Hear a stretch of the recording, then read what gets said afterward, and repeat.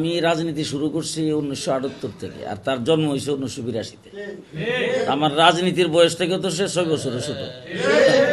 তারই নিয়ে আমি কথাবার্তা বলাটা আমি সমীচীন মনে করি না।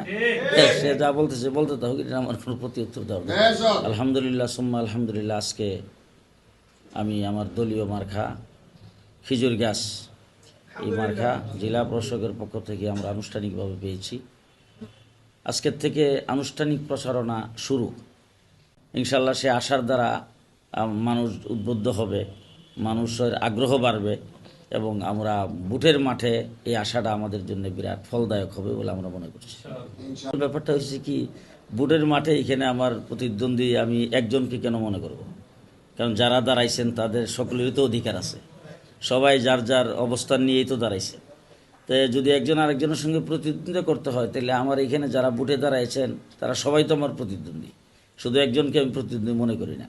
আর দ্বিতীয় নম্বরটা হইল যে আমার সম্পর্কে সে অনেক কথাবার্তা বলেছেন। এটার আমি এক নম্বর কথা বলবো যে সে আসলে আমাকে চিনে না, আমার সম্পর্কে জানে না।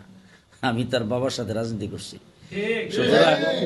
সুতরাং সে আমি রাজনীতি শুরু করছি 1978 থেকে, আর তার জন্ম হয়েছে 1982-তে। আমার রাজনীতির বয়স থেকে তো সে 6 বছরের ছোট। তারই নিয়ে আমি কথাবার্তা বলাটা আমি সমীচীন মনে করি না।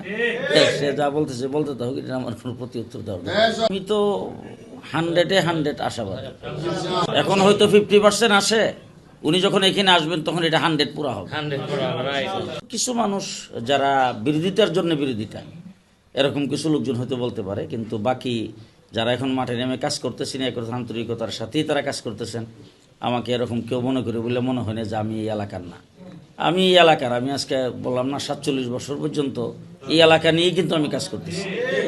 কারণটা হয়েছে যে এটা বাংলাদেশ স্বাধীনের পর থেকেই আমার গ্রামের বাড়ি হইল অষ্টগ্রাম, এটা হলো 7 নং তালশহর পূর্ব ইউনিয়ন। তো ওই 7 নং তালশহর পূর্ব ইউনিয়ন, সহিলপুর উত্তর যেটা এখন বুদল, আর যে মজলিশপুর, 3টে ইউনিয়ন তো শরীরের সাথেই ছিল।